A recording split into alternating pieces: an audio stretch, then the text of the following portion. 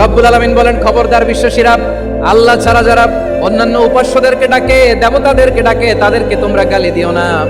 ওই সমস্ত দেবতাদেরকে যদি তোমরা গালি দাও তাহলে তারা আল্লাহকে গালি দিবে, ঠিক কিনা বলেন? আমরা দেবতাদের গালি দিলে ওরা আল্লাহকে গালি দিবে। রব্বুল আলামিন বলেন, খবরদার দেবতাদেরকে গালি দিও না, তাহলে ওরা তোমার রব আল্লাহরে গালি দেবে। প্রতিটি জাতির জন্য তাদের কাজকে আমি আল্লাহ সুশোভিত করে রেখেছি, তারা সবাই একদিন আমার কাছেই ফিরে আসবে। এরপর আমি রব্বুল আলামিন তাদের আমলনামা তাদেরকে জানিয়ে দেব। সুবহানাল্লাহ পড়ে। অন্য ধর্মের দেবতাদেরকে যে গালি দেওয়া যাবে না, এই আদেশটা কার? আরো জোরে বলুন, কার?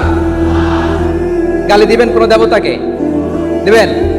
যদি দেন তাহলে ওরা আল্লাহরে গালি দিবে। তাহলে আল্লাহরে গালি খাওয়াইলো কে? আপনি, ঠিক কিনা বলেন?